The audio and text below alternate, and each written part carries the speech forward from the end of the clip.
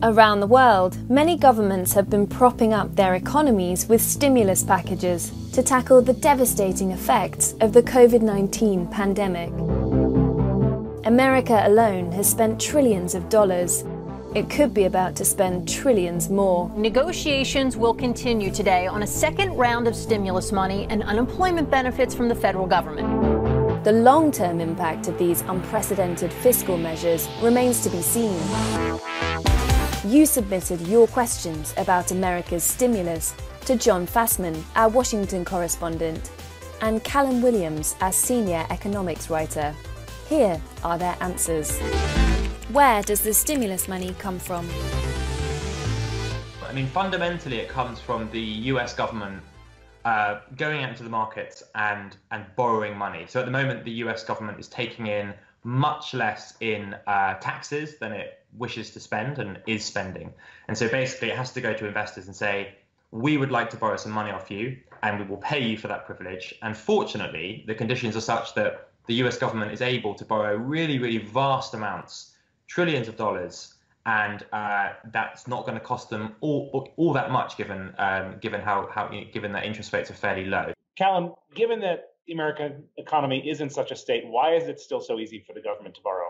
I think, broadly speaking, the answer is to do with the fact that there's really high demand at the moment, and has been for a while, for kind of safe assets. And really the safest asset in the whole world is US government debt. Will the funds actually reach the people who need it most?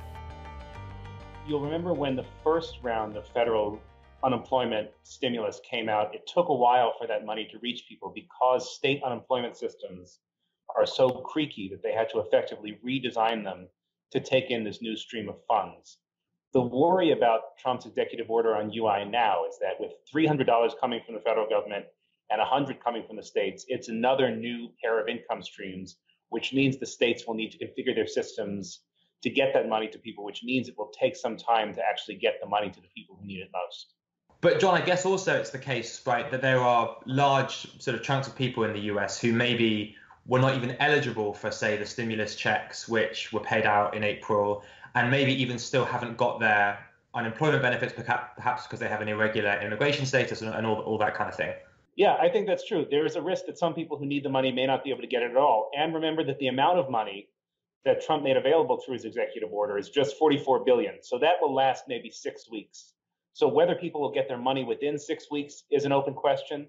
And then after that, the money goes away. So I think we'll probably see another sort of pinch later this fall. How does the American economic stimulus compare to other countries globally?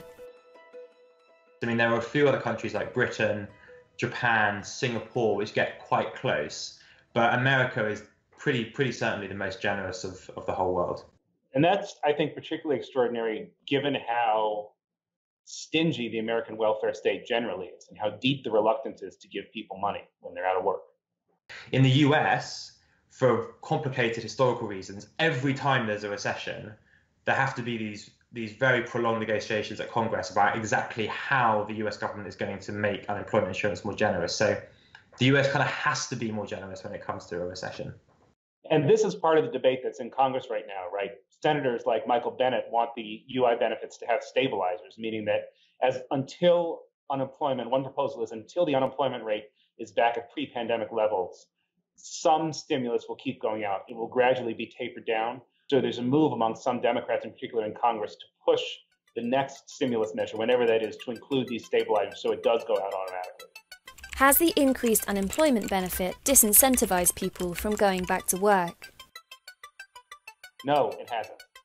There is not much work for people to go back to.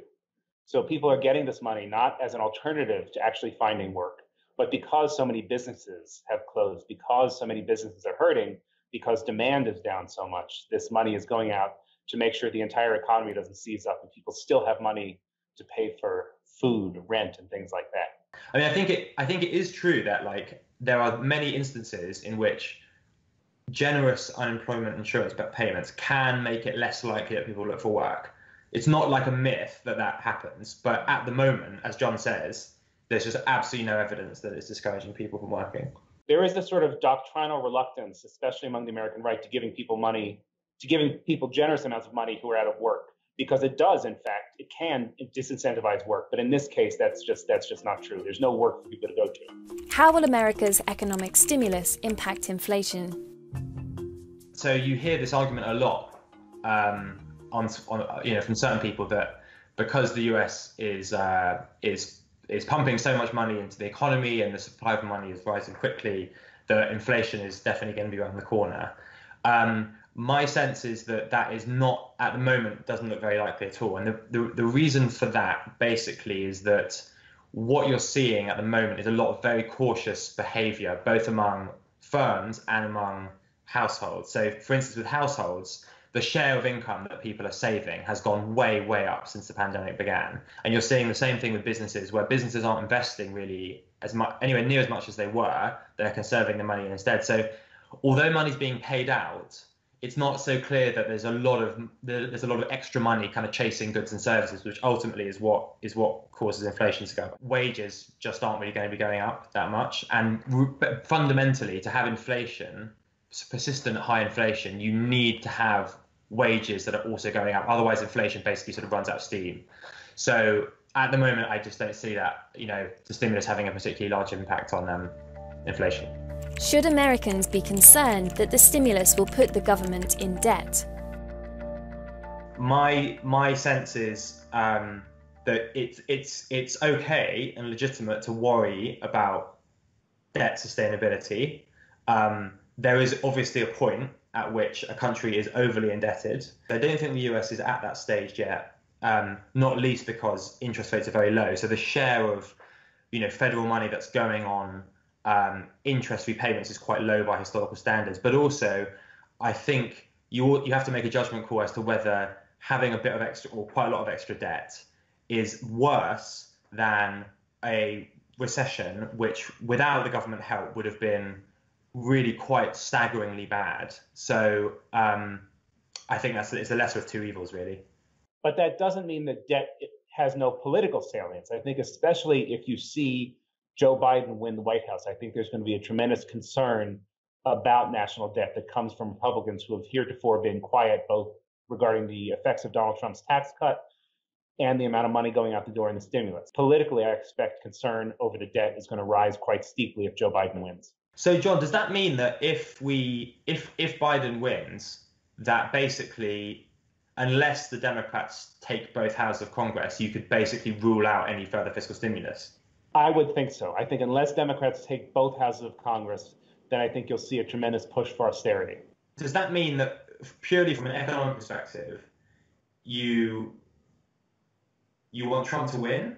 That is a fantastic question. Because if Trump wins, I think Democrats and Republicans alike, Democrats want to get money out the door generally. Republicans will be more willing with Trump in the White House. If you have Democratic control of both houses of Congress and the White House, I think you'll see stimulus continue. But debt will be the issue on which Republicans go charging into the midterms. Can the positive effects of the stimulus on the US economy be shown?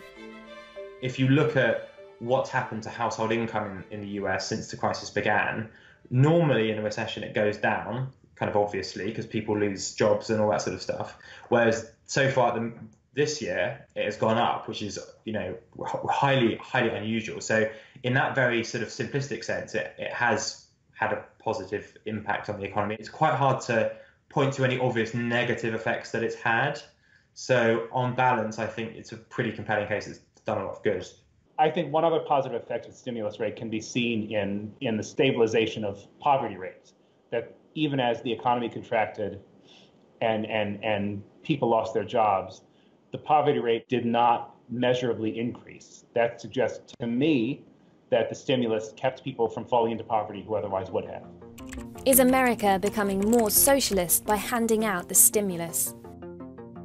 No, I mean, the workers have not controlled the means of production. It's still a country of private businesses. Most Americans are capitalists to their bones. There's that great John Steinbeck quote that every poor person in America is a temporarily embarrassed millionaire. I think that still holds true.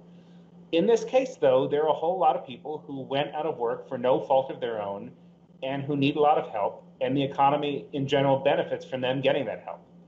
So Is that a socialist idea? If it's a socialist idea, I guess it is. But I don't think America is in any danger of becoming a socialist country. Is it possible that there is, because the government was able to come together and basically spend a lot of money very quickly, and also spending money on things that I think in normal times would have seemed completely outrageous, like giving people more in unemployment than they got from their job. Is it possible that in the future it sort of opens the door towards more radical ideas being entertained? I mean, there are clearly radical ideas being entertained that would not have been entertained 5 years ago. Things like a universal basic income, Medicare for all. Those have not come about because of the pandemic. They came about because of the conditions that sort of prevented a strong national response to the pandemic. So I think there is a groundswell for those sorts of broad, get money out the door ideas that would have been considered far too left to even contemplate 5 or 10 years ago. There is support for those, but that's distinct, I think, from the response to the pandemic. I think the response to the pandemic is so sui generis that it's hard to see it laying the groundwork for future sort of similarly radical ideas, just because the space for that, the conditions for that would have to be met. I think that the sort of shift leftward occurred for reasons unrelated to the pandemic and will keep occurring for reasons unrelated.